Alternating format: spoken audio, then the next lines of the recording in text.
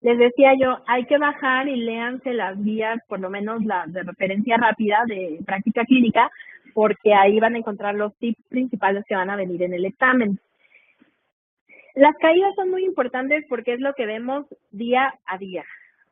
No hay persona que atienda a viejos que no vea al menos 5 pacientes en su hoja diaria, en su diario que hacer, que no se hayan caído al menos en el último mes.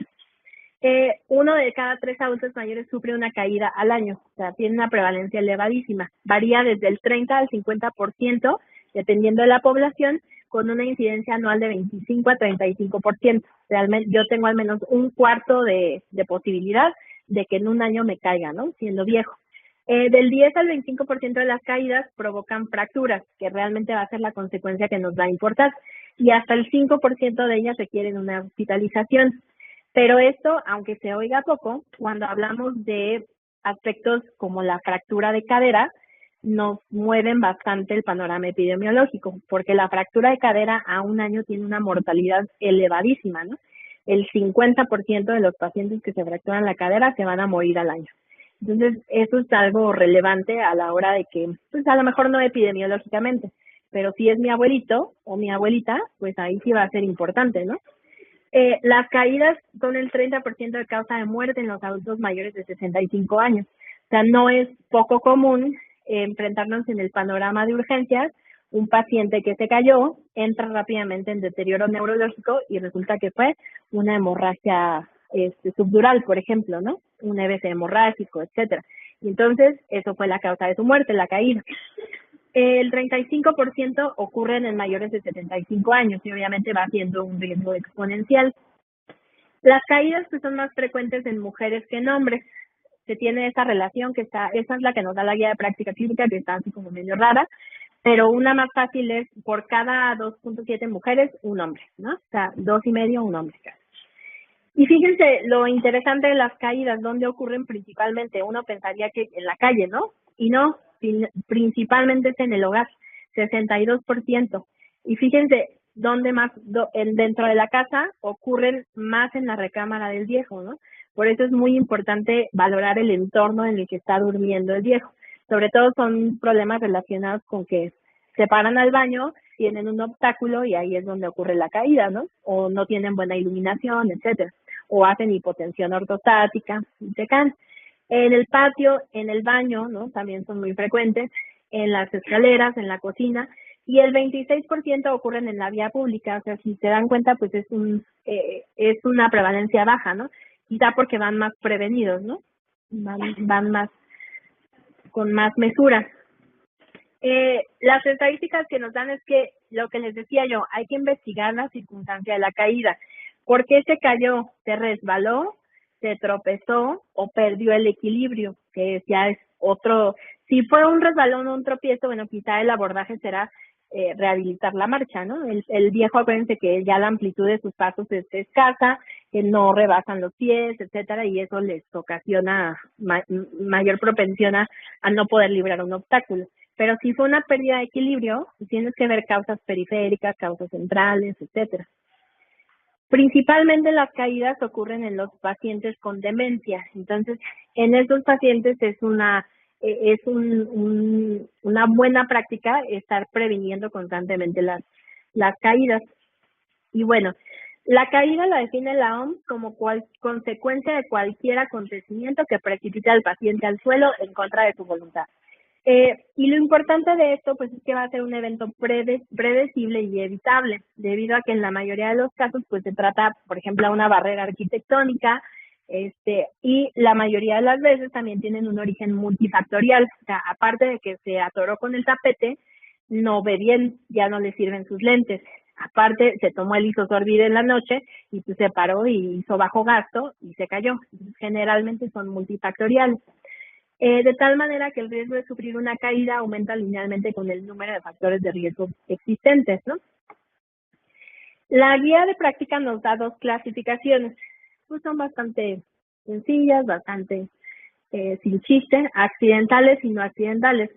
En los accidentales, pues hay un factor extrínseco que actúa sobre esa persona que está en estado de alerta y sin ninguna alteración para caminar, originando un tropezón o resbalan como resultado de una caída. Esas son las que menos nos van a preocupar. Las que van a decir, bueno, quizá fue un evento único, vamos a tomar cartas en el asunto, quizá no se va a repetir. Las no accidentales pues, son aquellas que involucran pérdida súbita de conciencia en un individuo activo o personas con alteración de la conciencia por su estado clínico, efectos de medicamentos o dificultad para deambulación. ¿Por qué nos importan más? Porque pues, esas son las que se tienden a repetir. Las causas por porcentaje van a ser la más frecuente pues por la debilidad general, ¿no? Lo que hablábamos, el individuo generalmente desacondicionado, el individuo que empieza a caminar menos, que ya no se mueve tanto dentro de su mismo hogar y que tiene debilidad de miembros pélvicos, que ya no tiene un buen soporte pélvico, por ejemplo, esos que no usa, se niegan. Acuérdense que a un viejito le dices el bastón o la andadera y bueno, para que se lo pongan es un duelo bastante importante para ellos, ¿no? Y entonces convencerlos es muy difícil. O también está el hecho de que no sepan usar los auxiliares de la marcha, ¿no? ¿Cuántas veces vemos al viejo que va caminando con su bastón así, o sea, con una posición totalmente no ergonómica, ¿no? Y que eso le va a provocar más problemas de debilidad, de falta de fortalecimiento muscular a nivel de los ejes de la columna, ¿no? Los otros pues, son los peligros ambientales y de ahí nos vamos a la hipotensión ortostática. ¿Saben cómo se define?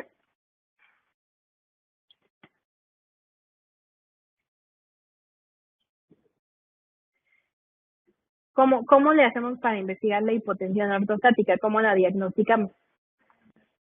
¿Mm? Sí, pero ¿qué hago? Díganme qué hago.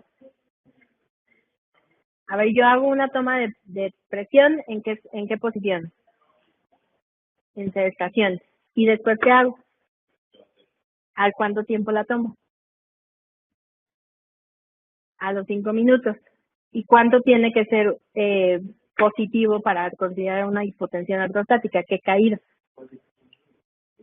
Sí, se dice que entre 10 a 20, ¿no? En la sistólica y en la diastólica, ¿no? Entonces, con una.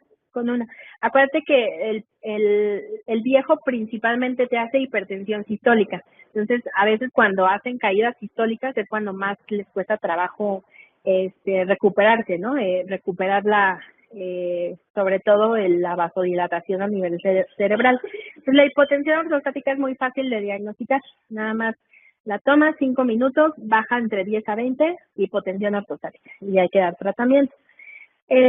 Una enfermedad, bueno, de ahí siguen las causas desconocidas, o sea, ahí más bien son las que no se investigaron bien, no supieron qué pasó, etcétera. La enfermedad aguda, yo les decía, una infección urinaria puede ser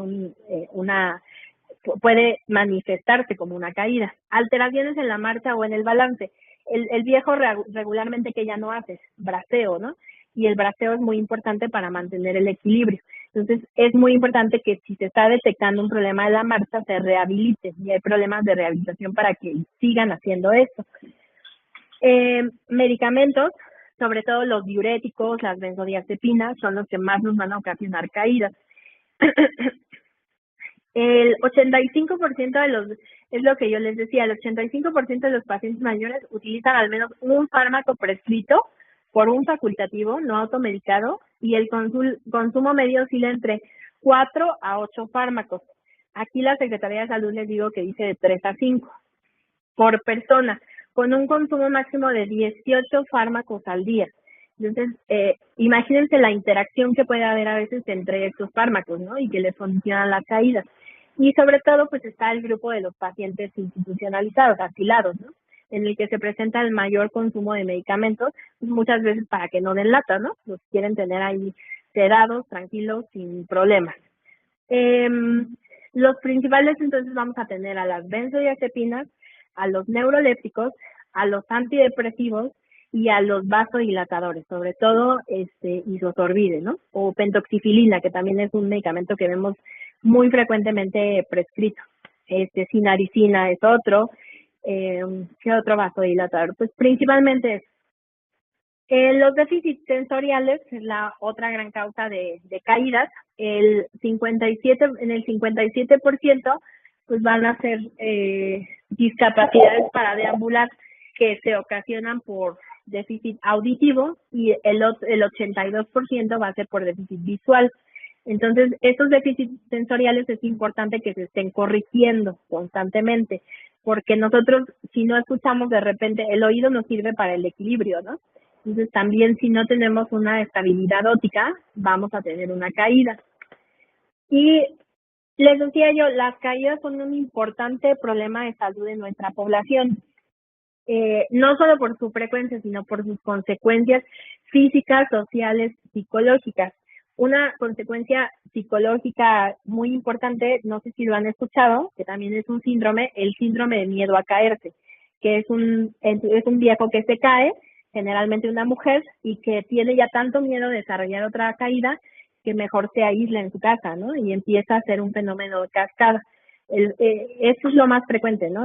Por ejemplo, un fenómeno de cascada es empieza a ver menos, no se corrige, empieza a aislarse quizá, este aislamiento le ocasiona que ya no se mueva como antes, postración, esta postración lo lleva a desacondicionamiento, hipotensión ortostática, esta hipotensión ortostática le lleva a una caída, la caída a una fractura de cadera y la fractura de cadera a una hospitalización, la hospitalización a una neumonía y la neumonía a una muerte. Entonces, ese es un fenómeno de cascada en un viejo. Y todo empezó por un déficit sensorial que no se corrigió, ¿no? O sea, tal vez si ese paciente hubiera usado lentes, se hubiera corregido todo, se hubiera frenado este fenómeno de cascada. Entonces, las consecuencias psicológicas van a ser importantes. Les digo que una persona con síndrome de miedo a caerse y que se deje de mover un día, empieza a perder masa muscular. Y entonces, para recuperarla, es a veces un reto. Las consecuencias físicas, pues principalmente van a ser las contusiones, que generalmente se complican porque no saben también tratarse el dolor, ¿no? Las equimosis o, por ejemplo, las fracturas no expuestas, sobre todo las fracturas de muñeca, la fractura de Colles o la fractura de cadera. Se considera que hasta el 50% de una caída genera una fractura de cadera. Y la fractura de cadera tiene una mortalidad hasta de 25% a 6 meses. O sea, 1 de cada 4 viejos se pueden morir en un lapso de 6 meses por una fractura de cadera. Y es lo que les decía yo, ¿no? Entran en un fenómeno de cascada. Llegan con la fractura y ¿qué hace lo primero el ortopedista? Es lo que yo les decía, una de las principales consecuencias sociales es este síndrome de miedo a caer, que nos genera desacondicionamiento físico en el paciente. Entonces, cuando nosotros vamos a abordar una caída, como ya lo dijeron hace rato, primero vamos a hacer la anamnesis. ¿En qué situación? Que nos describa detalladamente, aunque sean su ingreso de las 3 de la mañana, que nos describa detalladamente la circunstancia en la que se dio la fractura de cadera. Porque les digo, no es infrecuente que les decimos, se cayó en el baño, y ya no preguntamos nada más. Y resulta que a las 6 horas tiene focalización, está ya con datos de herniación cerebral, etcétera, porque tiene una hemorragia que a lo mejor pudo haber entrado neurocirugía y se la drena y no pasó a más. Pero no la preguntamos y si no la investigamos, pues no la detectamos, ¿verdad? Entonces, es importante. La valoración geriátrica integral, sobre todo cuando no encontramos una causa. ¿Qué medicamentos se está tomando? Acuérdense. Las exploraciones complementarias. Si es nuestro ingreso de las 3 de la mañana, ¿dónde se pegó? A ver, ya, placa de eso y ya. No, hay que explorar sistemáticamente porque se nos pueden llegar a ir patologías importantes, ¿no? Sobre todo lo que nos pasa muy seguido son las fracturas de vértebras sacras, de vértebras lumbares, y que nos van a estar generando ahí un problema de dolor crónico, de dismovilidad, etcétera, solamente porque no se investigaron bien. La valoración del entorno, que pues ya la vas a hacer quizá no en el medio hospitalario, o sea, no en el entorno agudo, no en el evento agudo, pero la vas a hacer posteriormente. Y un plan de tratamiento y seguimiento. Hoy en día las mejores unidades son las que te opera el ortopedista y en menos de 3 días ya te estás parando de tu cama, ¿no? Con ayuda de un equipo de rehabilitación. Entonces, pero ¿en cuántos hospitales realmente hay eso? O sea, son todavía muy pocos, ¿no? Los que reconocen. Pero entre menos pase postrado el paciente, mejor. Y aquí sobre todo interviene el equipo de nutrición. Muy difícilmente vas a poder recuperar a un paciente desnutrido, sarcopénico, que no tiene función muscular. Entonces tienes que manejar con nutrición el aspecto de la reserva fisiológica. Es importante que nosotros lo prevengamos y para eso en el consultorio tenemos que estar pendientes del equilibrio y la marcha del paciente. Nos tenemos que estar fijando en el paciente desde que entra a tu consultorio, cómo adopta la sedestación, cómo adopta la bipedestación, su locomoción, cómo adopta el decúbito, ¿no? Porque la mayoría de las veces, ¿qué pasa? Las lordosis, las gifosis excesivas, que nos están ocasionando ya un problema ortopédico. Para evaluar este tipo de situaciones, como la marcha y el equilibrio, que quizás se la pueden llegar a preguntar, no creo que les pregunten puntos de corte, porque la verdad es que Tineti a mí se me hace bastante complicado, porque hay que estar como que observando mucho y también el viejo a veces es un poco cooperador, ¿no? En ese sentido. Entonces, Tineti para la marcha nos evalúa todo eso, miren, que cuántos intentos o titubeos hace para empezar a iniciar la marcha, que si balancea el pie derecho, que si el pie derecho sobrepasa el izquierdo, que si no sobrepasa el izquierdo, que si no se levanta completamente del piso, o sea, arrastra, que si se levanta completamente del piso, y luego lo mismo con el izquierdo. O sea, a mí Tineti siempre se me ha hecho muy difícil y sobre todo se usa para investigación, ¿no? Y está el otro Tineti, pero para equilibrio, y tienes que ver el equilibrio sentado, el equilibrio al levantarse, por ejemplo, de pies que se levante, y hay algunos viejos que lo logran sin apoyarse y hay otros que se tienen que apoyar hasta del cuidador, ¿no? Por ejemplo. ¿Cuántos intentos hacen por levantarse? Si tienen equilibrio inmediato al levantarse, si al levantarse no titubean. El equilibrio en bipedestación, acuérdense que muchas veces ya el viejo tiene una base de sustentación amplia y pues siempre y cuando eso no le condicione mayor problema, pues no pasa nada. Y se hace una prueba con empujón, que también pues hay que tener cuidado, ¿no? No se vaya a demandar.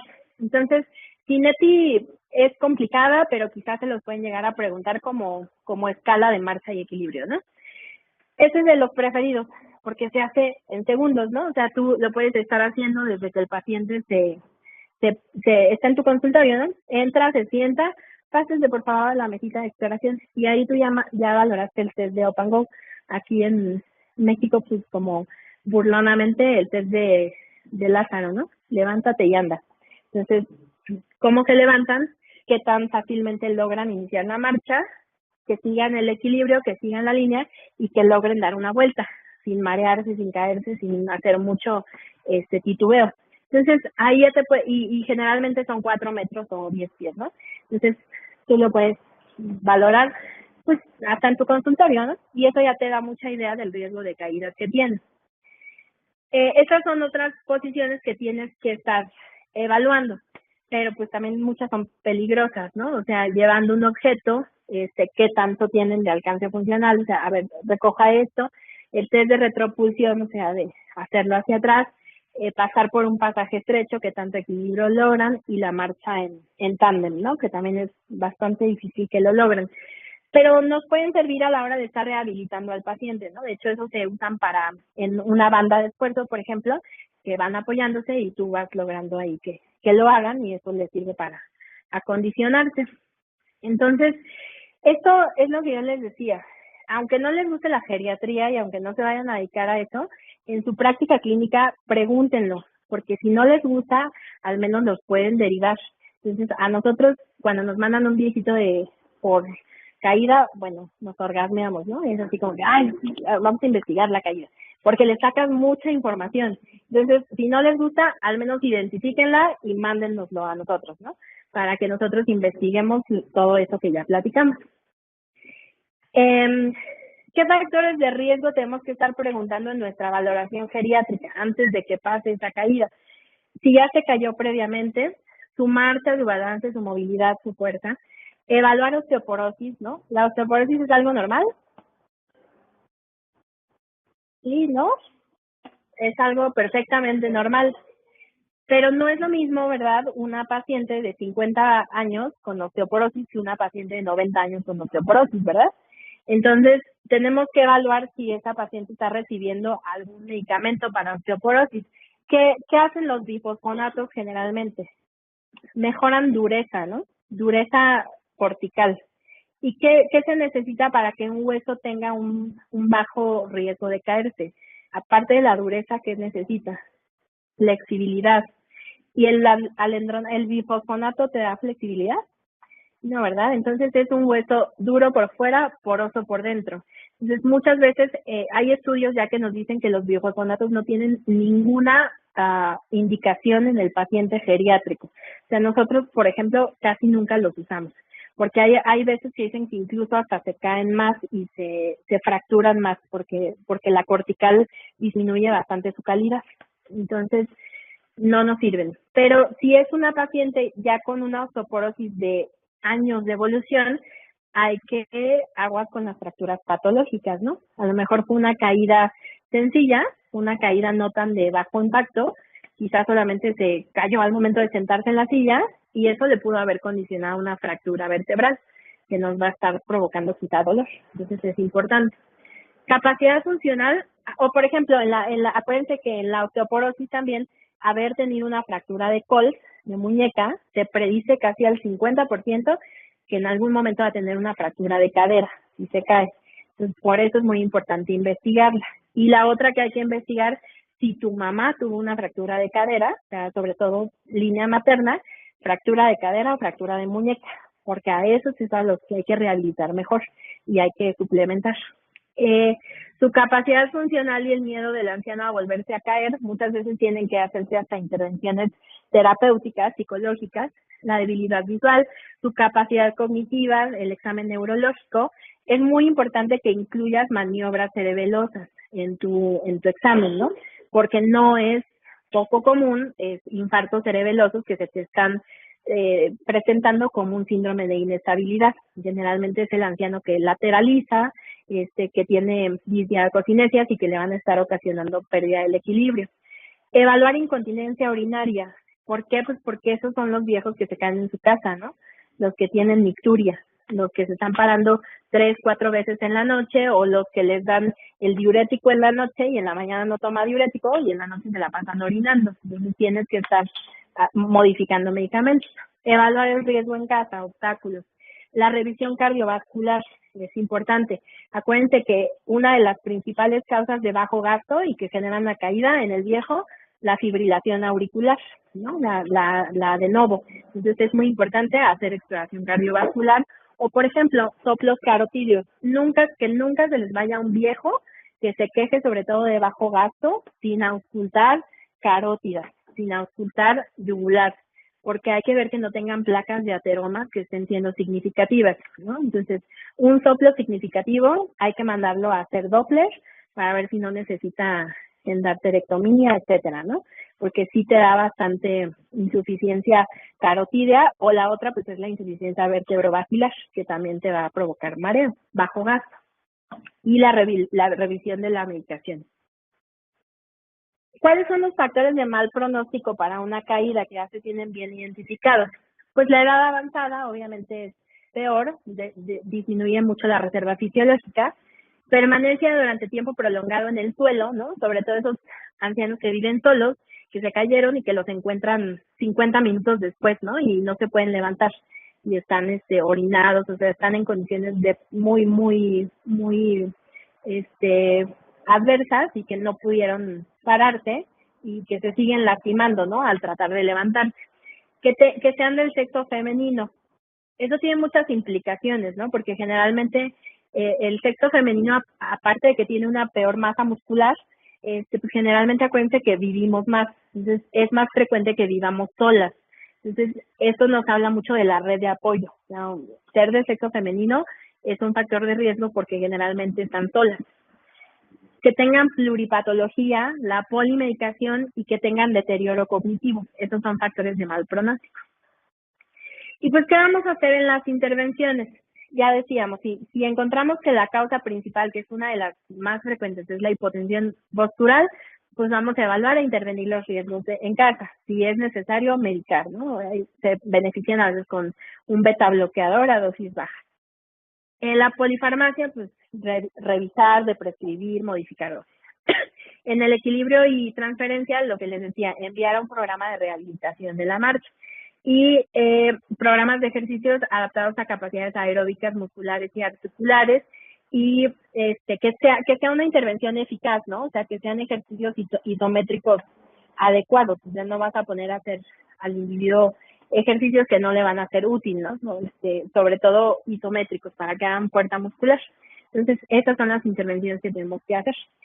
¿Alguna duda? ¿No? Bueno, descansamos y ahorita le decimos, ¿no? Les comentaba que quisiera ver y el de inmovilidad y úlceras por presión, y si quieren ya mañana vemos porque lo de delirium, deterioro cognitivo y demencia está bastante largo, son como 90 diapositivas, y lo de hipertensión y diabetes, que realmente vamos a ver como las particularidades que tienen en el viejo, entonces no vamos a revisar todo el tema, ¿no? Como que nada más particularidades, entonces yo creo que se les va a hacer más accesible, ¿no? Para procesar, porque si nos estamos ahorita demencias va a ser muchísimo. Pues vamos a ver el otro de los grandes síndromes geriátricos, que es la incontinencia urinaria, que pues, como ya vimos va de la mano con todo, ¿no? La incontinencia urinaria es uno de los principales retos a manejar, o sea, que tengan una buena respuesta terapéutica, porque generalmente es multifactorial, ¿no? Y sobre todo en la mujer. Si es en el hombre, pues generalmente se debe a crecimiento prostático y son bastante respondedores a medicamentos para este tipo de condiciones. Pero en la mujer, pues tenemos que tener en cuenta trastornos de estática pélvica, cistocele, prolapso uterino, hipoestrogenismo, vejiga neurogénica, o sea, son más las estructuras involucradas, y a veces son todas, ¿no? Entonces, realmente el tratamiento es bastante complicado, no muchos logran un control total de síntomas, ¿no? Y acuérdense que lo principal en la incontinencia urinaria es la gran afectación a la calidad de vida, ¿no? Un paciente con incontinencia urinaria, pues desde el momento que tienen que empezar a usar protector, pañal, ya es un impacto para su economía, para su autoestima, para su funcionalidad, para salir a la calle, eventos sociales. Es un problema que afecta bastante la calidad de vida, ¿no? Por eso es muy importante abordarlo. La definición más completa es cualquier pérdida involuntaria de orina ocurrida en al menos 6 ocasiones durante el año, o cualquier historia evidente de goteo inducido por estrés o urgencia. Entonces, si fue una incontinencia urinaria en el contexto de un evento de cistitis, por ejemplo, pues no lo vamos a considerar como incontinencia. Se tiene que repetir al menos 6 ocasiones durante todo un año. Por eso se investiga en retrospectiva, ¿no? Lo más importante va a ser que clínicamente la caractericemos, porque de acuerdo al cuadro clínico es como vamos a derivarlo a las diferentes especialidades. Hay algunas incontinencias que van a corresponder al urólogo, otras al ginecólogo, otras al neurólogo y otras a los tres, ¿no? Entonces necesitamos caracterizarlos clínicamente. La primera que vamos a ver, y la más frecuente, es la incontinencia de esfuerzo, sobre todo en nuestro medio, y saben que pues la clásica vieja mexicana todavía es multípara, 3, 5 partos que tuvo, y eso le condicionó ya un trastorno de estática pélvica importante. Entonces, en la de esfuerzo va a haber una fuga de orina leve a moderada, secundaria a un aumento en la presión intraabdominal, por toser, reír, hacer ejercicio, cargar, agacharse. Entonces, en este caso, el esfínter uretral pues no va a tener un adecuado tono, se va a relajar tempranamente, ya sea por debilidad intrínseca, puede ser por fallas en su enervación, o por atrofia muscular, o por falla en su contracción, ¿no? Acuérdense que también tiene que pensar cuando ya debe de haber un cierre uretral y que ya no permite el paso de orina, entonces puede ser un defecto en ese sentido. La clasificación, la incontinencia de urgencia es aquella en la que la disfunción en el vaciamiento se va a asociar con una pérdida involuntaria de orina y deseos frecuentes de orinar o urgencia. Entonces, el paciente va a sentir la sensación de orinar, el deseo, e inmediatamente tiene que llegar a un baño, ¿no? Porque si no, va a haber goteo. Y esto también tiene un factor psicológico muy importante. Ahí va a haber contracciones vesicales espontáneas o provocadas durante la fase de llenado, que están objetivamente documentadas, por eso en estos casos vamos a hacer una cistometría para ver si tiene la vejiga ese tipo de espasmos, a pesar de los intentos del paciente por inhibir la micción que no van a ser efectivos. Esta es la incontinencia más frecuente en los ancianos, ¿no? La incontinencia mixta es otra de las que frecuentemente vemos. Se refiere a la pérdida involuntaria asociada con urgencia y además con esfuerzo. Entonces tosen, cargan, etcétera, y aparte tienen un deseo urgente de ir a miccionar. La de rebosamiento, en esta la vejiga es incapaz de vaciarse y el llenado ocurre al límite del estiramiento. Entonces, la vejiga es una vejiga retencionista, es una vejiga que se va llenando de volumen urinario, se va llenando, y realmente cuando ya sobrepasa la capacidad vesical es cuando empieza a haber el goteo, pero no tensa antes, ¿no? Aumenta entonces la presión dentro de la vejiga hasta que la resistencia de la uretra es excedida por misma presión, por volumen, y pues ocurre la fuga. Esto es común en hombres con obstrucción por hiperplasia prostática benigna, y los pacientes pues también pueden presentar síntomas irritativos como frecuencia, urgencia, incontinencia urinaria de urgencia. Aquí es muy importante investigar intencionadamente el IPSS. ¿Sí saben cuál es? ¿Sí lo han estudiado? Denle una ojeadita porque también es probable que, no creo que se los pregunten, pero en la práctica clínica es muy importante el índice de severidad de síntomas prostáticos, que se llama IPSS. Y es muy fácil de aplicar porque les preguntan este tipo de cosas. ¿Qué tanta en el último mes o en la última semana, con qué tanta frecuencia va a hacer del baño? ¿Qué tanto siente que no vacía bien? ¿Qué tanto tiene tenesmo, urgencia, nicturia, poliacuria? Entonces, eso es importante que se investigue en el hombre, el IPSS, porque pues nos va a hablar de crecimiento prostático, ¿no? Otra de los grandes tipos de incontinencia es la vejiga neurogénica o refleja. En este caso hay un daño en el sistema nervioso, principalmente que inerva el detrusor, que es simpático o parasimpático. Entonces, ahí hay una falla del sistema parasimpático y entonces el detrusor no está inervado correctamente y no hace estas contracciones y relajaciones como debe de ser. Y acuérdense que eso ocasiona mal cierre de la uretra. Entonces, el daño puede causar que la vejiga sea hipoactiva o hiperactiva, o sea, que se llene de poco volumen, pero ese poco volumen está ocasionando un sistema reflejo parasimpático inmediato y entonces el paciente tiene poliacuria, ¿no? Y hace pequeñas cantidades, pero frecuentes. La incontinencia funcional se llama a aquel paciente que tiene una incapacidad física o mental que le altera el proceso de orinar o no le permite llegar al inodoro a tiempo. O sea, a lo mejor es paciente que tiene integridad de su vejiga, tiene integridad muscular, tiene integridad de estructura de piso pélvico, pero quizá el baño le queda a 2 metros de su recámara y no puede cruzar. O sea, quizá es una barrera arquitectónica, ¿no? O quizá hay escaleras y no las puede bajar. Eso ya es una incontinencia que se denomina que no es orgánica, ¿no? Que es por un agente externo. Eso es muy frecuente en los ancianos institucionalizados, por ejemplo. O a lo mejor que no quieren dar lata, que no quieren llamar la atención del cuidador y entonces se prefieren hacer en el pañal o en la cama, ¿no? En la incontinencia iatrogénica, pues es generalmente secundaria la indicación médica de un fármaco. Lo más frecuente, pues, es los diuréticos, ¿no? Y eso lo vemos muy seguido cuando indicamos furosemide, que son los diuréticos que más rápidamente hacen efecto y empiezan, les digo, sobre todo si no indicamos dosis pequeñas y buen horario, pues van a empezar con este tipo de incontinencia.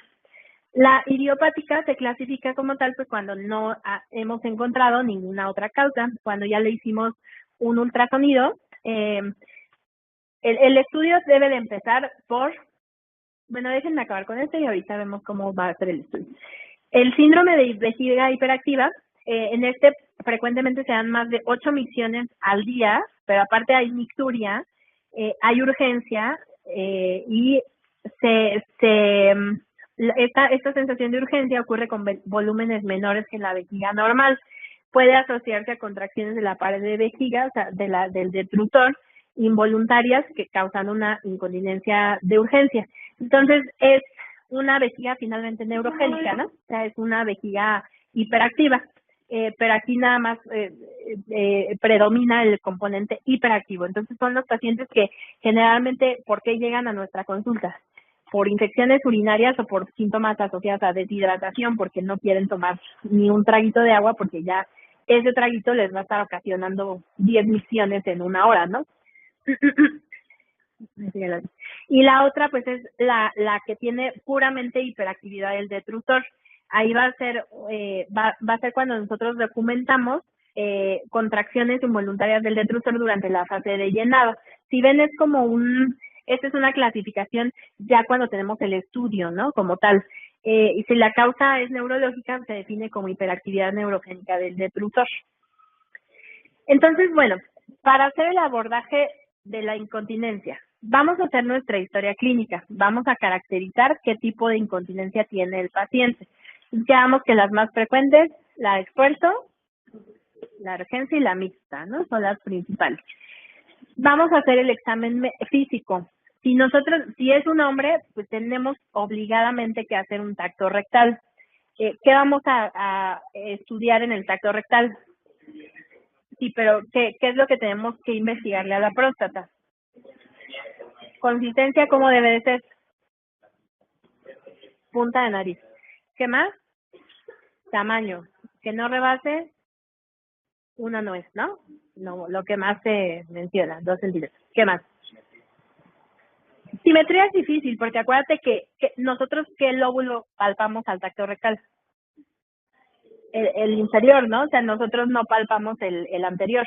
Entonces, pues va a ser difícil que caractericemos la simetría realmente. Algo que es muy importante es la regularidad, que no tenga irregularidades. Y además, pues que el esfínter esté normotónico, ¿no? Porque hay esfínteres, sobre todo, ya saben que los hombres tienen, sobre todo los viejos de hoy en día, pues tienen un gran estigma ante el tacto rectal y la mayoría de ellos no cooperan, ¿no? Entonces, bueno, vamos a hacer una determinación del volumen urinario. Lo que sigue es hacer un ultrasonido. El ultrasonido debe de medirnos la orina residual que tiene esa vejiga. Si es una orina que sobrepasa la capacidad vesical, nos puede estar hablando de una incontinencia por rebosamiento, ¿no? O sea, la vejiga está distendida, está teniendo mucho volumen y es cuando está ocasionando la pérdida de volumen. El análisis urinario, lo más frecuente va a ser periodos repetitivos de infecciones de vías urinarias, ¿no? Cistitis de repetición. Entonces, en la mujer es muy importante que hagamos un tacto vaginal. Al tacto vaginal, pues vamos a determinar la presencia de prolapso uterino, de cistocele, vamos a determinar el grado que tienen, y pues obviamente si son grados 3 a 4, o sea, ya rebasando introito vaginal, pues tenemos que considerar soluciones quirúrgicas del proceso, ¿no? Los otros grados, recuerden que son muy susceptibles a responder a estrógenos, esto por hipoestrogenismo. Generalmente cuando indicamos estrógenos locales y calcitriol, o sea, vitamina D, les va muy bien a esos pacientes por hipoestrogenismo, ¿no? Tenemos que investigar un hábito urinario, porque hay pacientes que te dicen, yo desde siempre he estado acostumbrado a pararme 3 veces a orinar en la noche, eso es normal para mí. Y hay pacientes que dicen, no, yo jamás me paraba, ¿no? Entonces, con una sola vez que se estén parando ya es algo anormal para ellos. La historia farmacológica, enfocada sobre todo a lo que quedamos, fármacos retencionistas, como las que hacen retención aguda de orina, como los anticolinérgicos, o fármacos diuréticos. El estado cognitivo del paciente, para ver si eso está influyendo en su continencia. Acuérdense que la incontinencia es uno de los principales síntomas iniciales de una demencia, entonces es muy importante investigarlo. Su movilidad, la funcionalidad de ese paciente y el apoyo familiar. Entonces, ya quedamos aquí, la revisión pélvica, función de músculos pélvicos, el examen rectal. En la mujer es muy importante hacer un tacto bimanual, ¿no? O sea, rectal y vaginal, en búsqueda intencionada de alguna masa, de alguna tumoración, etcétera. Y en el hombre también, ¿no? Alguna masa adyacente a próstata, adyacente a vejiga, etcétera. Reflejo bulbocavernoso, es muy importante también investigarlo en el hombre, e integridad del sistema nervioso. Entonces, muchas veces en ocasiones de lesión medular, ¿no? También se puede dar una incontinencia urinaria. Es importante que nosotros hagamos que el paciente haga un diario miccional, que nos esté contando de estos escapes, en qué situaciones tienen cabida, porque muchas veces es psicológica, ¿no? Y es una causa también de ansiedad. La poliaciuria, los síntomas urinarios, en el viejo también pueden ser una manifestación del síndrome de ansiedad, del trastorno de ansiedad. Entonces, es muy importante hacer esta diferenciación si no está teniendo algún problema afectivo.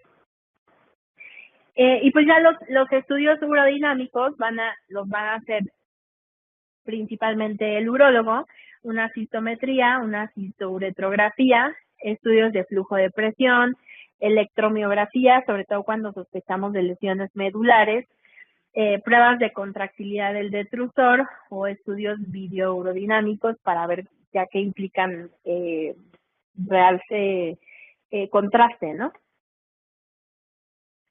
Entonces, más o menos el algoritmo que vamos a seguir y que viene en las guías de práctica clínica españolas es investigar. ¿Ha tenido pérdidas involuntarias de orina en el último año? ¿Quedamos cuántas? 6. Sí. ¿Son constantes e interfieren en su actividad física, relaciones sociales? O sea, ¿ya están produciendo un impacto en su vida social? Sí. Entonces, vamos a diagnosticarla como una incontinencia urinaria permanente. No, pues es una incontinencia urinaria transitoria. Lo más frecuente son procesos infecciosos, los tratamos y se recupera el paciente. Si es una incontinencia urinaria permanente, entonces la vamos a dividir. Si es la primera, ¿qué es entonces? De esfuerzo. La segunda, vejiga hiperactiva, ¿no? La tercera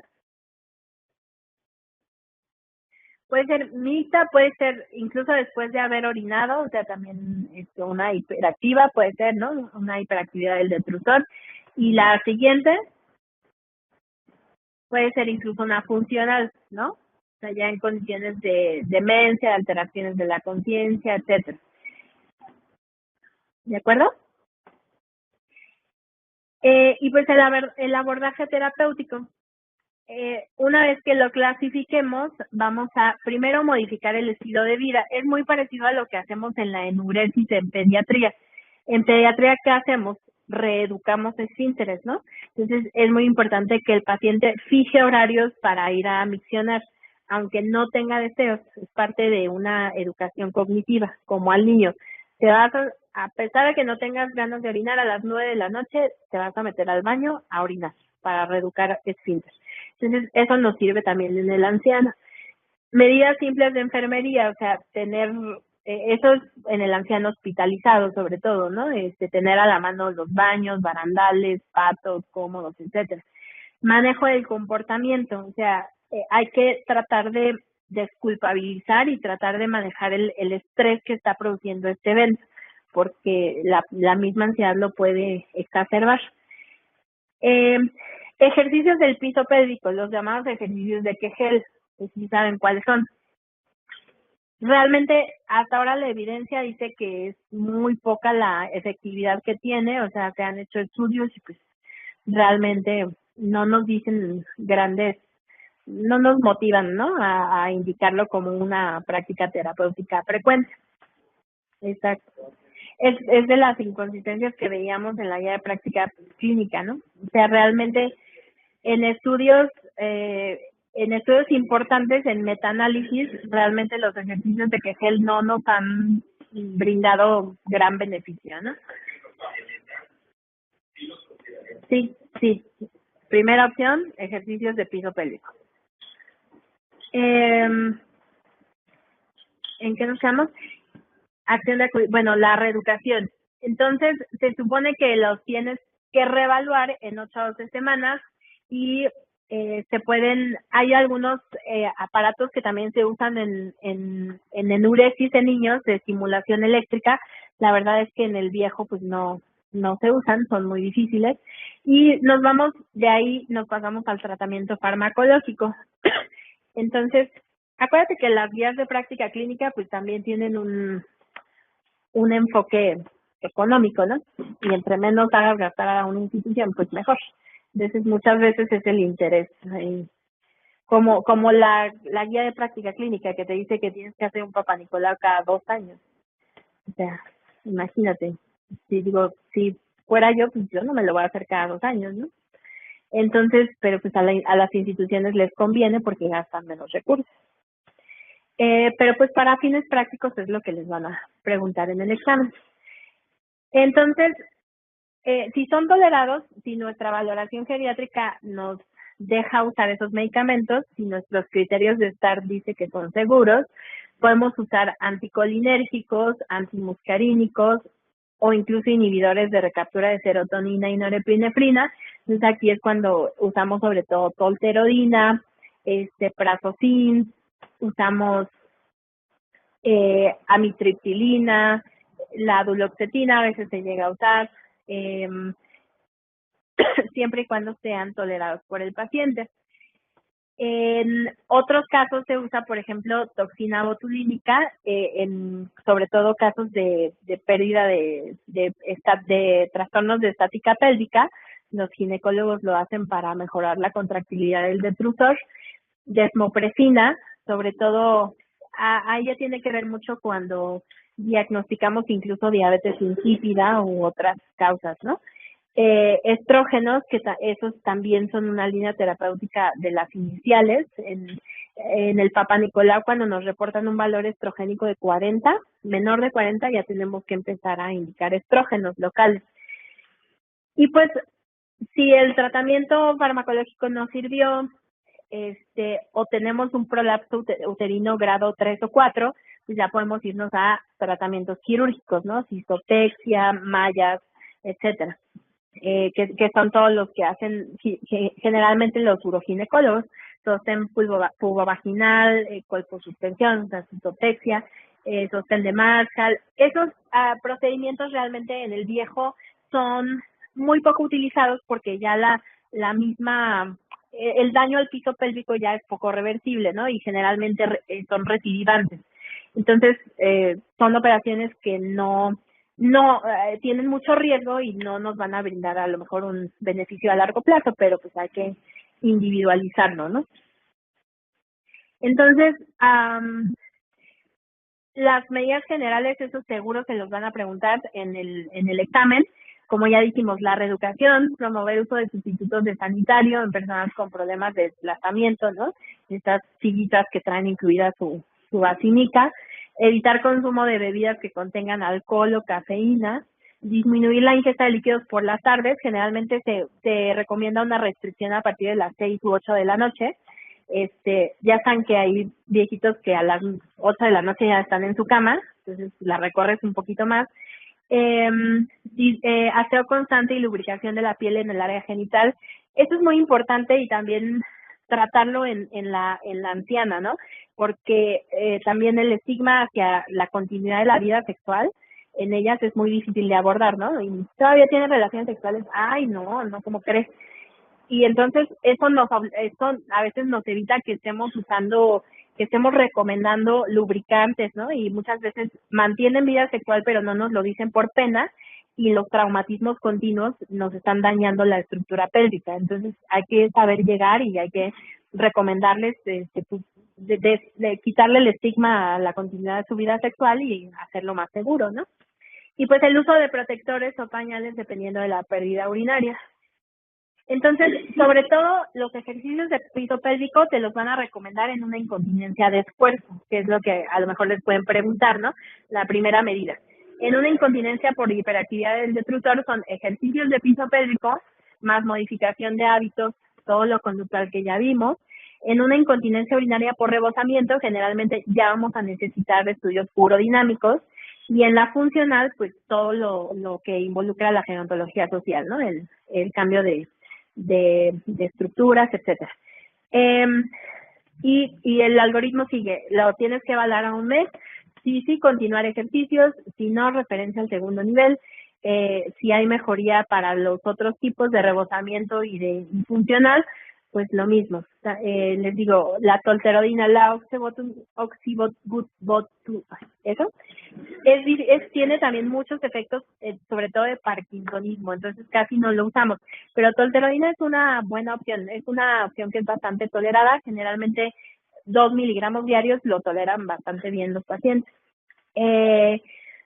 Y pues los criterios se van evaluando a un mes, ¿no? La reevaluación, según nos dice la guía de práctica clínica. ¿Alguna duda aquí? ¿Algo más que les vayan a preguntar? Que se acuerden algún ítem. Siguiente síndrome geriátrico de los grandes, inmovilidad.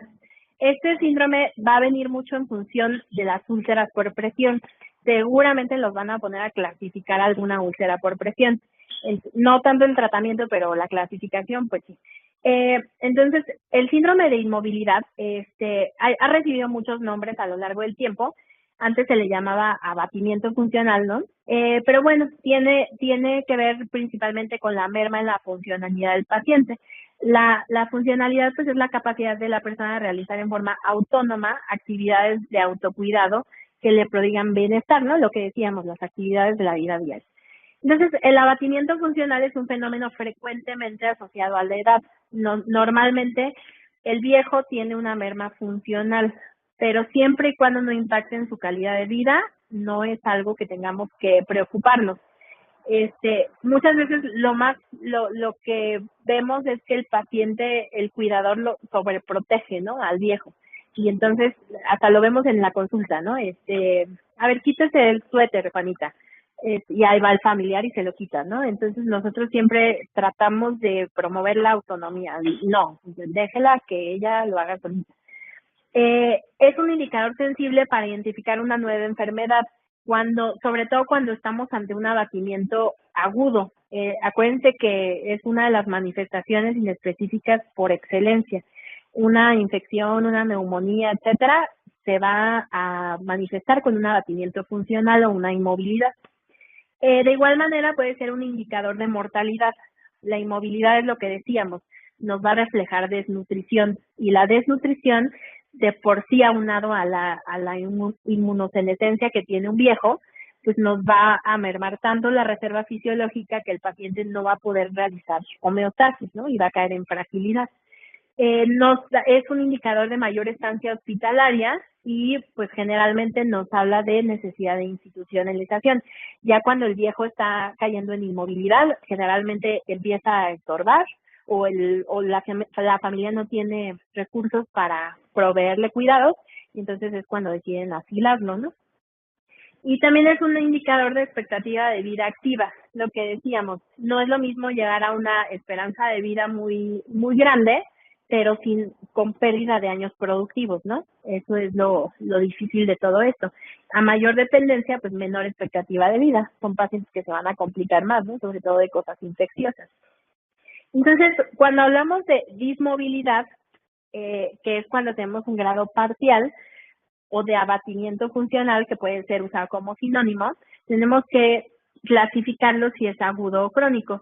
Si es agudo, puede estar relacionado con una patología de novo o un conjunto de patologías que en ese momento se manifestaron todas juntas. Si es crónico, pues es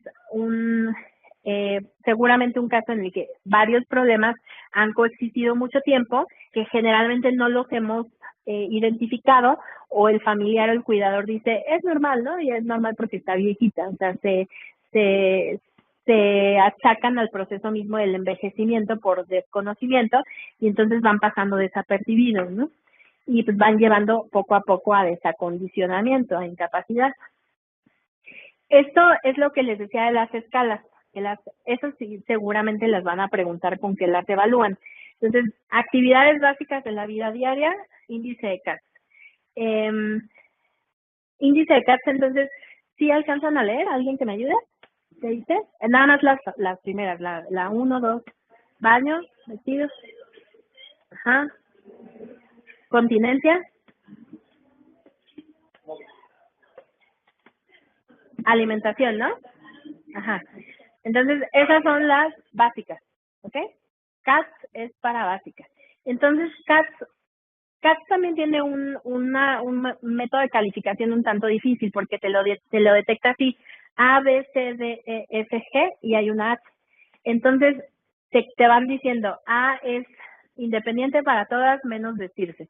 B, independiente para todas menos vestido y baño. Entonces tienes que ir haciendo como descarte. Y hay unas que no son clasificables, esa es la H, que o sea, no cayó en ninguna de la clasificación.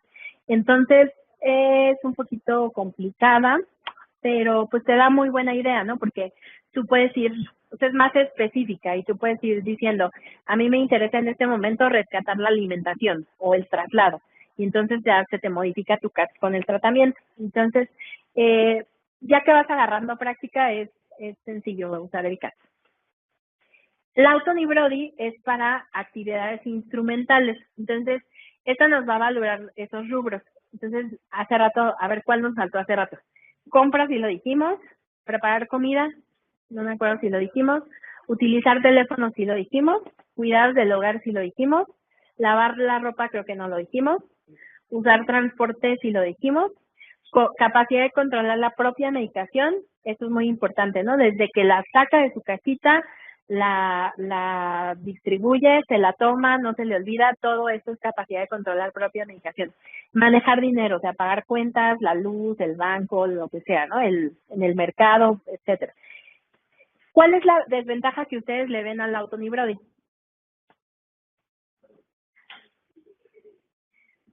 Aquí, ¿quién tiene abuelitos? La mayoría. Abuelito hombre.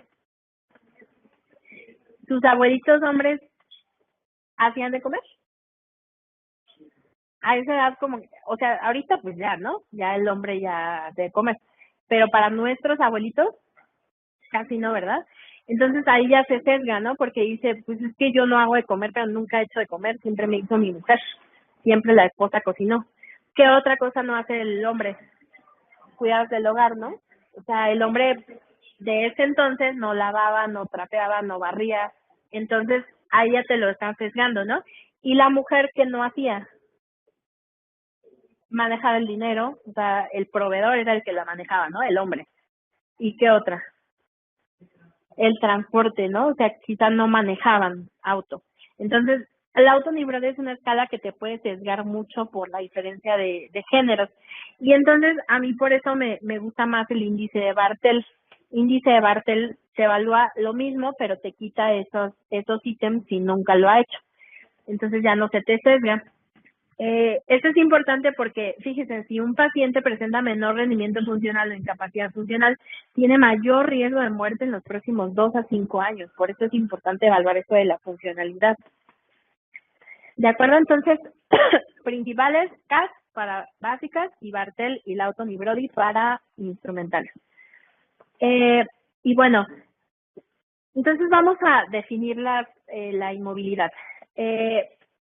Hablamos de inmovilidad cuando hay una disminución de la capacidad para desempeñar las actividades de la vida diaria por deterioro de las funciones motoras. Entonces, puede iniciar, acuérdense, por ejemplo, en la demencia. En la demencia, ¿cuáles actividades de la vida diaria vamos a perder primero? Lo que se pierde primero es lo que se aprendió al último. Las avanzadas, luego, si es que las sub, las instrumentales son las que primero vamos a perder en las demencias. Entonces ahí empezamos con una inmovilidad. Ya no va a apagar la luz porque ya se le olvida la fecha de corte del recibo, se va y no se lleva el dinero, le dan mal el cambio. Entonces ahí ya está perdiendo una función avanzada, ¿no?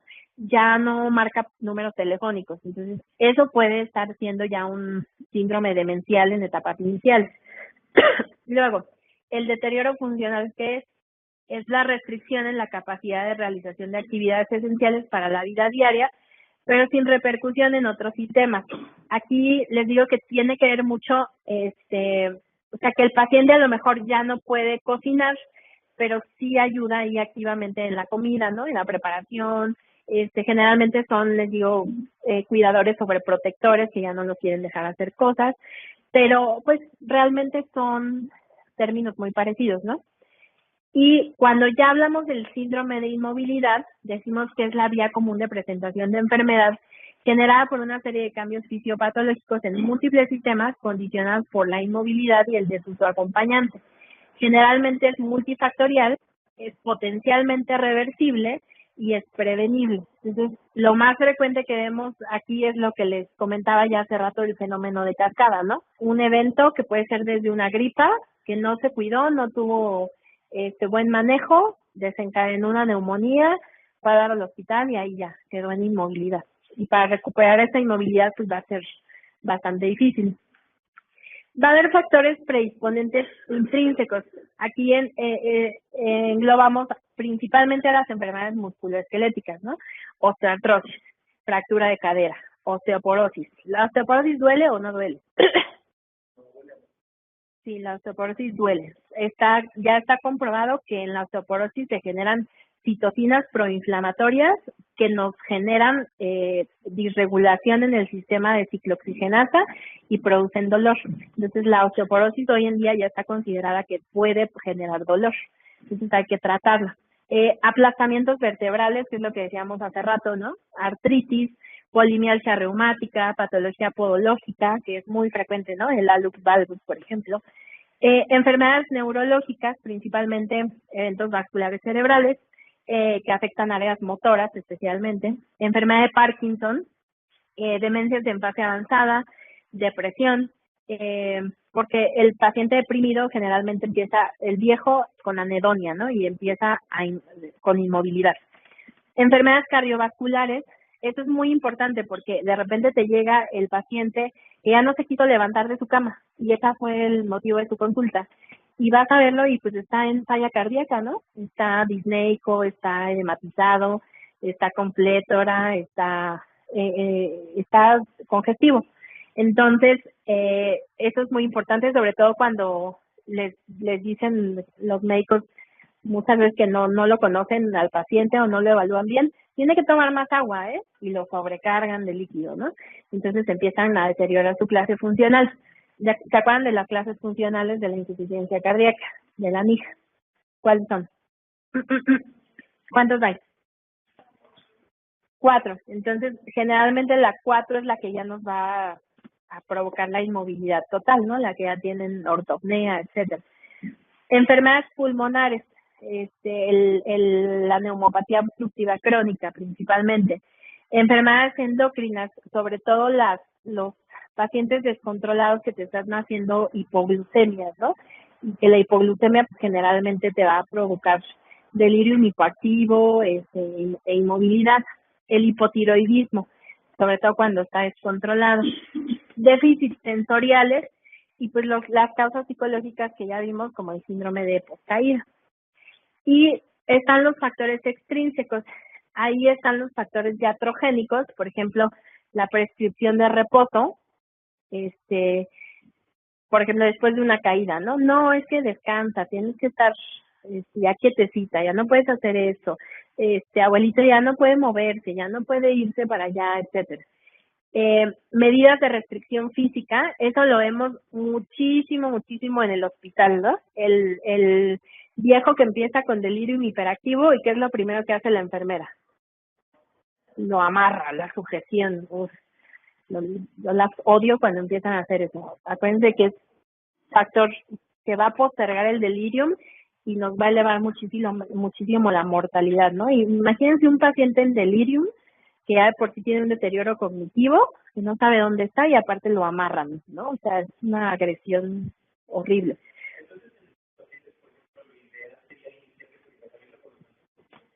¿En el delirium? Sí, lo vamos a tratar. Es lo que vamos a ver, deterioro cognitivo, delirium y demencia. Exacto, entonces, pero tú cuando ya tienes ojo clínico, y lo vamos a ver mañana, vas a ver pródromos del delirium. Tú ya sabes cuándo te va a caer en delirium un paciente. Ya lo empiezas a ver. Y luego, a mí sí me gusta, aunque las guías dicen que no está indicado el tratamiento profiláctico, vamos, un paciente que ya te hizo delirium en una hospitalización pasada, tiene todos los factores de riesgo para eso, aparte llega la enfermera y le apaga la luz en la mañana y en la noche se la pasa gritando, o sea, es un paciente que le tienes que dar profilaxis del delirium y hay dosis establecidas para profilaxis. Entonces, antes de que empiece a caer en el hiperactivo, lo tratas, ¿no? Y pues le colocas guanteletas, o sea, todo tiene solución que no sea tan agresivo como amarrarlo, porque sí los han visto, ¿no? O sea, ¿no? Hasta lacerados, o sea, son unas salvajes las enfermeras. Sobreprotección, lo que decíamos, fármacos, principalmente neurolépticos, benzodiazepinas, antihipertensivos y diuréticos, fármacos ambientales, factores ambientales, la hospitalización, las barreras arquitectónicas y los factores sociales, ¿no? Sobre todo esos, ahorita que están proliferando mucho las casas estas de cuidados de ancianos que no tienen ninguna vigilancia por ningún organismo, ahorita están totalmente disreguladas y sí han visto que lo tienen ahí hacinados y con una enfermera que ni es enfermera, ¿no? Es cuidadora para todos, o sea, entonces, pues sí, que el abuelito ahí no delata, lo tienen en delirium hiperactivo un año, ¿no? O sea, así saliendo y recayendo. Entonces, bueno, les decía yo, la importancia del síndrome de inmovilidad, aparte de los fenómenos de cascadas adyacentes que se pueden dar, es esto, las úlceras por presión. Úlceras por presión, también llamadas escaras, úlceras por decúbito, pues sí, son los términos más frecuentes que se han usado.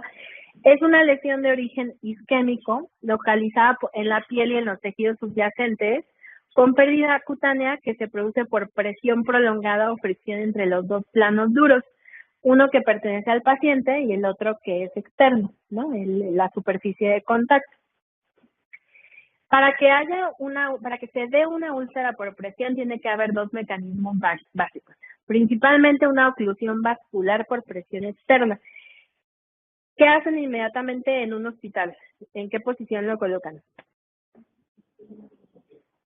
Sí, si acaso semifauler, ¿no? Pero pues casi siempre están en decúbito. Entonces, ¿cada cuándo los movilizan?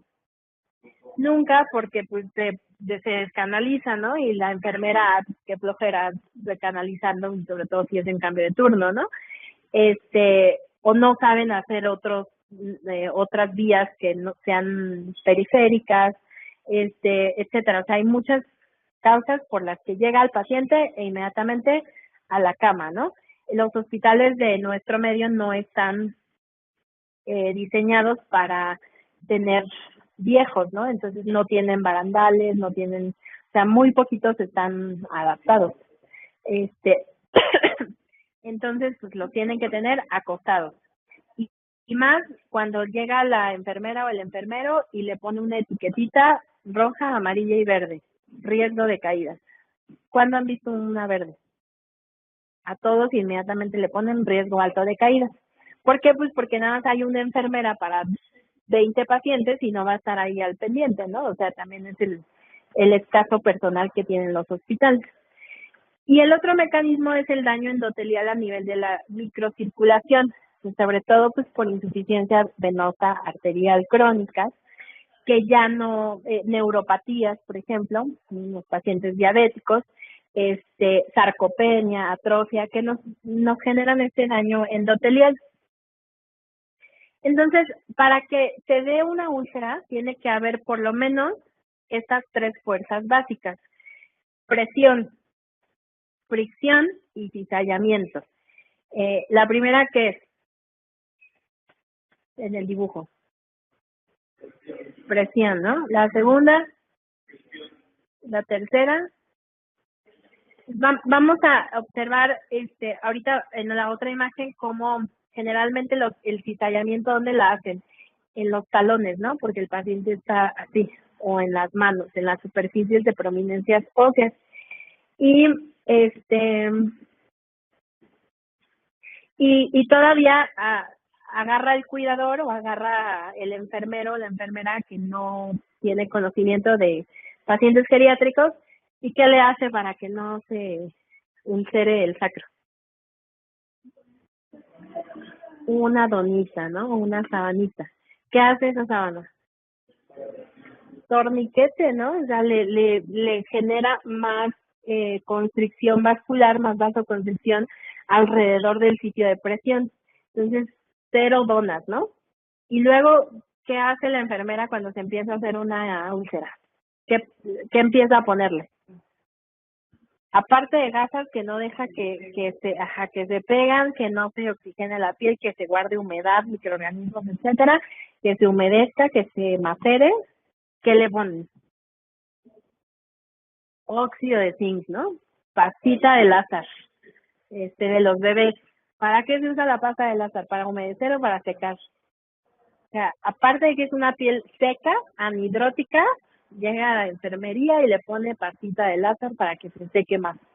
Y entonces la piel está totalmente deshidratada, ¿no? Nada. O sea, si tú no quitas esas fuerzas, así le pongas lo que le pongas, si tú no quitas esas fuerzas, no va a servir de nada, porque la úlcera no se hizo por falta de hidratación, la úlcera se hizo por esos mecanismos que lesionaron la piel. Entonces, tratamiento de una úlcera, movilización, y que no pasen más de 2 horas sin que el paciente se esté movilizando.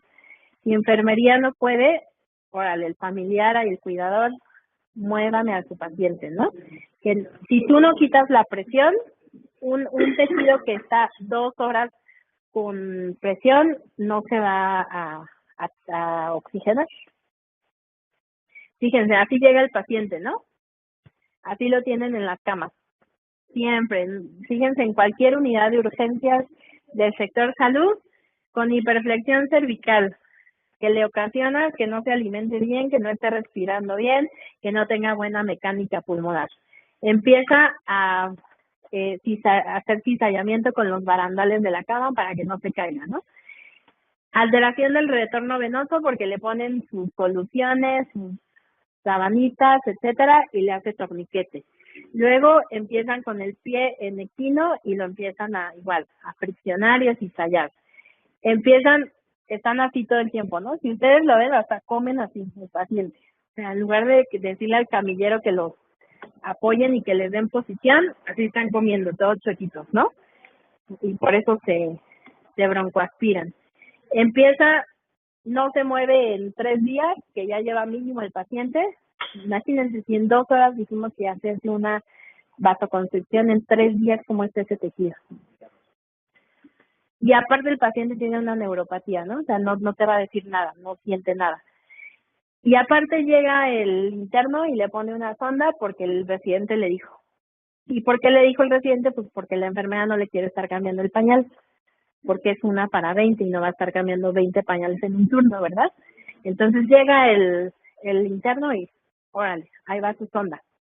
Entonces, fíjense todas las iatrogenias que nosotros hacemos en un hospital que van a condicionarnos estos problemas que, insisto, van a ser mortales, ¿no? Van a ser lo que va a matar finalmente a ese viejo.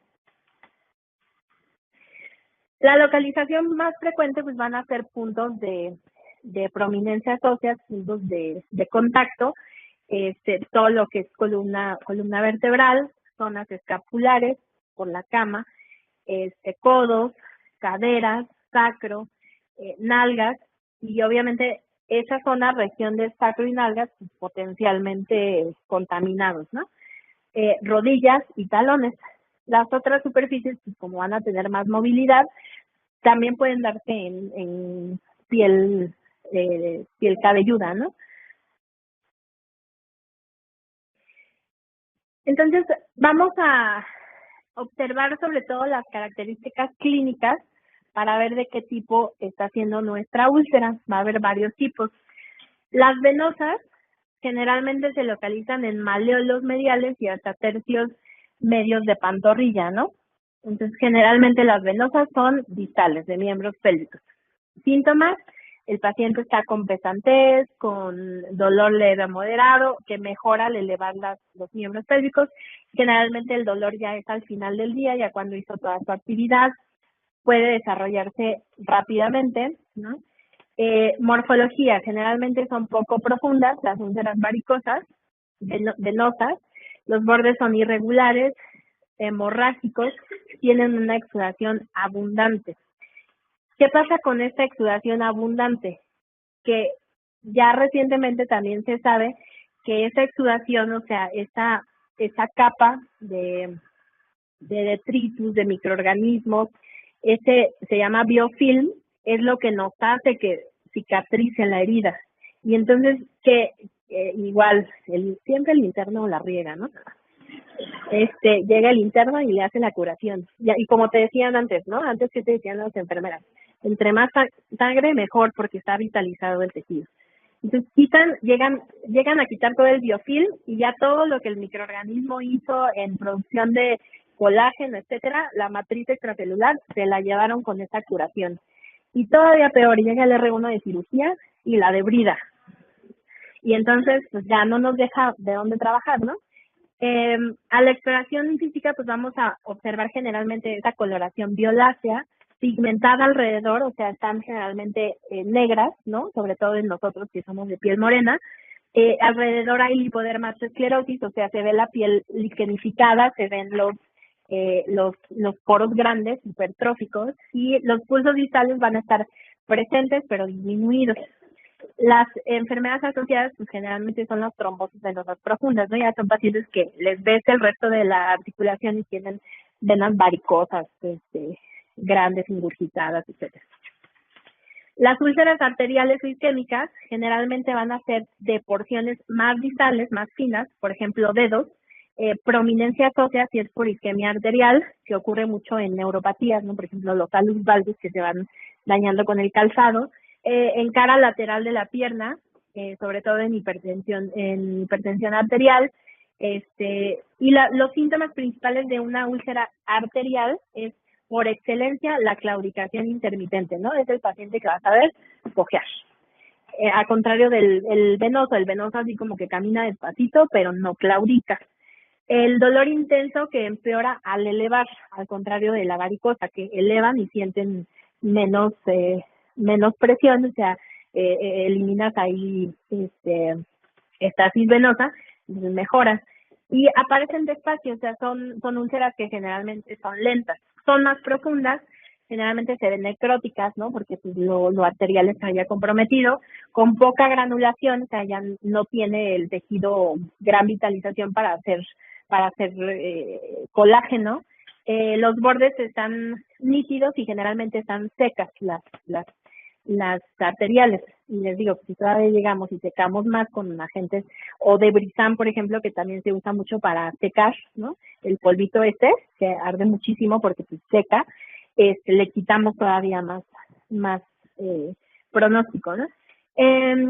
A la exploración del paciente, pues se van a perder, generalmente van a estar uñas, pelo atrófico, ¿no? Los pulsos distales van a estar débiles o ausentes. Acuérdense que la extremidad va a estar fría y pálida, al contrario de la varicosa, que está eutérmica o hasta calientita, hipertérmica, y está con más coloración. La piel atrófica alrededor se ve brillante. Y generalmente pues se da en la diabetes, ¿no? La microbiosis diabética, en hipertensión por la neuropatía que ocasiona, por arteriosclerosis distal, en personas con tabaquismo, y están las otras que son las neuropáticas. Las neuropáticas generalmente van a ser las plantares en la cabeza de los metatarsos. Esas pues no son indoloras, ¿no? Porque conllevan una lesión neurológica. Puede avanzar tanto que genere deformidad o pie de Charcot, si lo han visto, ¿no? El pie de Charcot, que ya es un pie pues bien difícil de tratar, ¿no? Son profundas, a menudo están infectadas, porque como son las que pasan más tiempo desapercibidas porque no dan dolor, entonces el paciente, y por la zona en la que están, pues se tiende a contaminar, se tiende a guardar humedad, a macerar, y se forman ampollas que también llega el paciente y se las piensa que es mejor reventarlas, y entonces también deshidrata la úlcera, ¿no? A la exploración pues podemos encontrar liquenificado o una callosidad alrededor de la úlcera, y generalmente son las que vemos en diabetes mellitus también, ¿no? Las neuropáticas. Las úlceras por presión generalmente las vemos en zonas de donde hubo esas tres fuerzas, entonces en sacro o sobre tuberosidades isquiáticas o trocánteres o en talón. Ya dijimos a qué se deben, a la presión excesiva, y ahorita vamos a ver los estadios. Las podemos llegar a ver desde el eritema, la ámpula, la abrasión profunda, hasta una profundidad más extensa que llegue hasta hueso, ¿no? Generalmente van a ser de pigmentación roja-marrón alrededor de la úlcera. Va a haber pérdida parcial o total del grosor de la piel dependiendo del estadio, ahorita los vemos, y pues son los que vemos en estos pacientes con inmovilidad. Y están otras que son las úlceras neoplásicas. Son úlceras que generalmente ocurren se relacionan a los cánceres vasocelulares, epidermoides, ¿no? Los que surgen generalmente en regiones malares, pirámide nasal, frente. A menudo son indoloras, pero acuérdense que tienen una evolución rápida. Son hipertróficas, ¿no? Son de esas que el paciente se está tratando de quitar y vuelve a salir la costra, y aparte se hacen grandotas, están todas irregulares. La queratitis actínica, que es mucho de los pacientes de tez muy blanca, ¿no? Y pues a veces va a haber adenopatías. Entonces, aquí pues los vamos a ver en esos cánceres epidermoides o vasocelulares sobre todo. Entonces, bueno, vamos a ver el estadio 1. En el estadio 1 lo que vamos a encontrar principalmente es eritema. Vamos a encontrar enrojecimiento cutáneo. No palidez, o sea, tú haces digitopresión si quieres con un espejito, con su credencial, etcétera, y no desaparece esa hipertermia. La piel ahí va a estar intacta, todavía no va a haber solución de continuidad.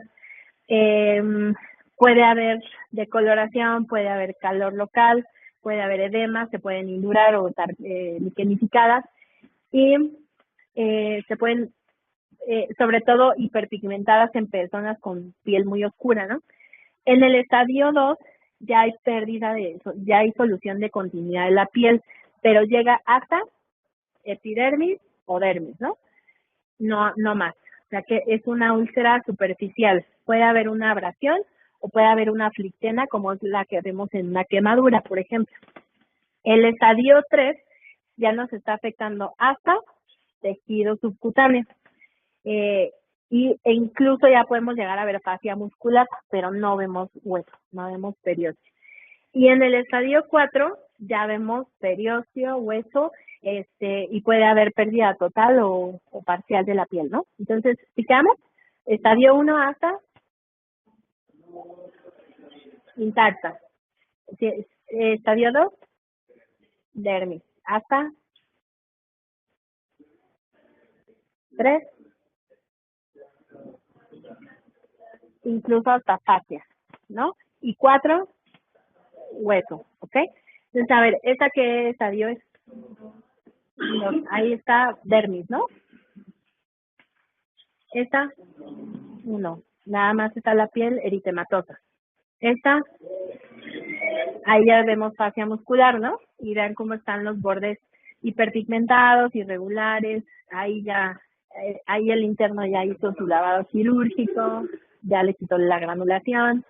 Está bien limpiecita, perfecta para que no sane. No, esta ya está limpia para los apósitos, ¿no? Entonces, pues, no sé si, no se alcanza a ver, pero como que en medio ya puede llegar a ver hasta hueso, ¿no? Ya se empieza a ver alguna superficie de hueso. No sé, no veo bien la foto, pero hay que estarlo checando a ver si no ya tienen esa exposición. Y acuérdense que las 4, pues lo principal que hay que cuidar es que hacen conejeras, ¿no? Entonces hay que hacer ese lavado quirúrgico de forma importante, porque si han visto conejeras pues sí, enormes, ¿no? Que tienen litros y litros de material purulento. ¿Cómo qué? Túneles, o sea, se tunelizan y ahí se empieza a guardar la secreción, pues imagínate, ¿no? Es un caldo de cultivo.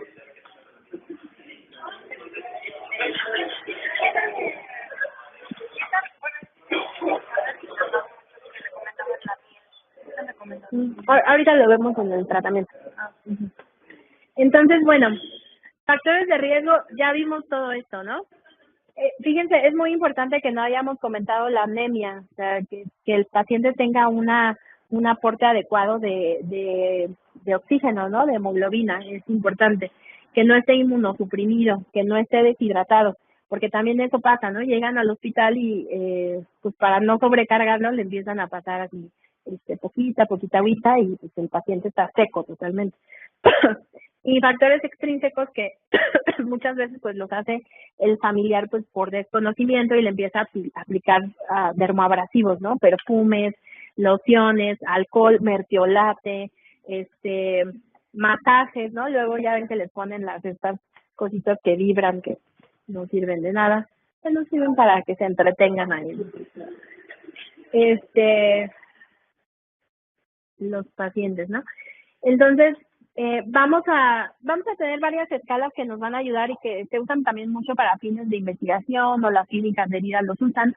Por ejemplo, la escala de Braden, que te divide ya como repercusión de esa úlcera, ¿no? Entonces, de esa inmovilidad, perdón. Entonces, realmente es una cuestión que podemos nosotros evaluar clínicamente, ¿no? O sea, qué tanta inmovilidad está teniendo el paciente. Estas escalas realmente tienen un uso clínico muy limitado. Dudo mucho que se las vayan a preguntar. No es una escala que se use mucho. Y pues tiene que ver mucho, le digo, con las clínicas de herida, ¿no? Que clínicas de heridas que supervisan la evolución constante de la úlcera. Aquí, por ejemplo, se mide el nivel de humedad, el nivel de actividad y nivel de actividad física del paciente, ¿no? Entonces, el 4 pues va empeorando. Igual la movilidad. Aquí es importante tomar en cuenta el estado de nutrición. Si tú tienes un paciente, sobre todo al medir albúmina, si tú tienes un paciente con una albúmina de menos de 3, si no se la mejoras, la úlcera no va a ceder. Y tienes que enfocarte mucho en eso y en favorecer masa muscular, ¿no? Ahorita pues ya, sobre todo está despuntando mucho el HBM, el Ensure Advance, por ejemplo, que hace masa muscular, ¿no? Entonces tienes que estar ahí haciendo un plan terapéutico nutricional para tu paciente individualizado. Y pues también la escala de Braden te mide roce y peligro de lesiones cutáneas. Les digo sobre todo como para investigación. Esa pues sí es más fácil de aplicar, es más práctica, es la escala de Norton para riesgo. Entonces te evalúa estado físico general, si el paciente tiene incontinencia, su estado mental, su actividad y su movilidad. Y obviamente entre más puntaje, pues más riesgo de úlceras por presión, ¿no? Entonces es un total de 14, un punto de corte de 14 o menos, nos indica que el paciente es de riesgo para una úlcera por presión. 14 es el punto de corte. En total pues son 20 puntos, lo máximo, ¿no? Son 5 ítems, la máxima puntuación es de 4. Menos de 14 es un paciente de riesgo alto de hacer una úlcera. Esta es otra escala que se usa sobre todo para pacientes en terapia intensiva, por ejemplo, que ya tienen un Glasgow afectado, que están intubados, etcétera, porque ya te evalúa pues situaciones en estados de coma inducido, etcétera, ¿no? La escala de Pushket es una escala pues también clínica se te va a evaluar longitud por altura, cantidad de exudado, o sea, si ven es muy subjetiva, ¿no? Si es abundante, moderado, ligero, pues está así como que medio difícil de evaluar. El tipo de tejido, muchas veces lo hacen los cirujanos, ¿no? Y bueno, entonces les decía yo, el pilar del tratamiento pues es sobre todo corregir el déficit nutricional. Una hipoalbuminuria menos de 3 es un mal pronóstico, hay que corregirlo. Los otros parámetros bioquímicos son parámetros de fragilidad, linfopenia, hipocolesterolemia, esos te hablan de un paciente frágil. Un índice de masa corporal de menos de 18.5, pero calculado como debe de ser en el viejo, que es por altura de rodillas. Yo ni me sé esa fórmula. Que existan dificultades para masticación y o deglución, que haya déficit de ingesta en los últimos 5 días o esté prevista en los 5 días siguientes, que haya pérdida de peso según el Nutritional, que es la herramienta más útil, o que se haya detectado de manera objetiva, ¿no? La pérdida ponderal. Entonces, bueno, generalmente el algoritmo que nos da la guía de práctica clínica es por estadios. En el estadio 1 se nos recomienda lubricar esa zona, o sea, ácidos grasos, ¿no? Aceites minerales, hiperoxigenados de preferencia, o sea, aceites, almendra, todo eso que nos permita lubricar. En el estadio 2, pues ya se pueden empezar a usar apósitos y ahí sí ya se pueden usar secantes si está muy húmeda. Acuérdense, como dicen los dermatólogos, si está muy húmeda hay que secar, si está muy seca hay que humedecer. Esa es como la regla de la dermatología. En el estadio 3, si hay bordes desvitalizados, pues hay que debridarlos sin quitar el biofilm, ¿no? O sea, nada más vas a quitar el puro borde necrótico. Y puedes usar un apósito específico. Ya ahorita hay muchas marcas, hay muchos biofilms artificiales. El principal inconveniente es el costo, ¿no? Como decía su compañera, hay muchas ceras que se usan ya, miel de abeja, etcétera. El punto es que esos son hasta cierta medida métodos empíricos, ¿no? Que no tienen un metaanálisis adecuado. Entonces, como pueden funcionar, como no te pueden funcionar. O sea, realmente es complicadísimo, ¿no? El pronóstico de una úlcera es bien distinto en todos los pacientes. En el estadio 4, pues hay que debridar y también usar los apósitos específicos. Todavía en mi tiempo, pues se usaba mucho el hipoclorito, que tú lo hacías artesanalmente, ¿no? Ahora, pues ya lo tenemos en soluciones preparadas, principalmente el estericide o el macrodacil, pero que ya viene preparada en solución, no de los sprays chiquitos, ¿no? De los que ya vienen para embeber compresas.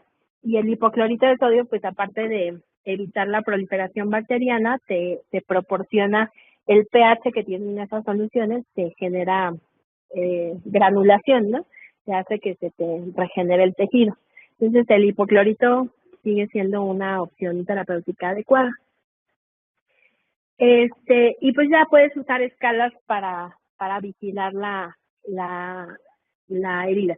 Esto es un aspecto que requiere mucho del apoyo familiar, ¿no?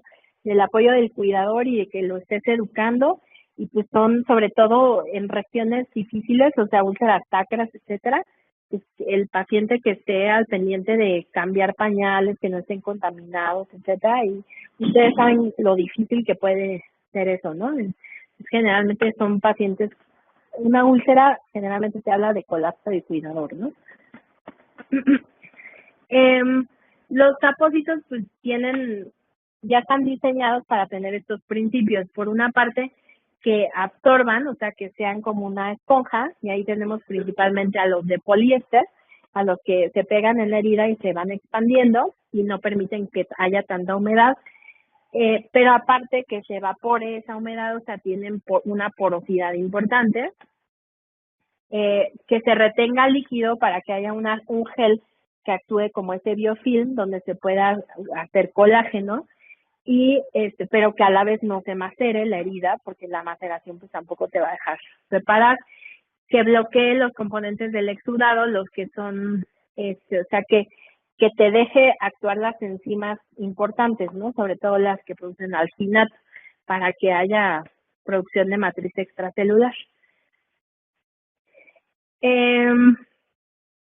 Y pues les digo, hay parches y apósitos de muchas marcas, de muchos precios.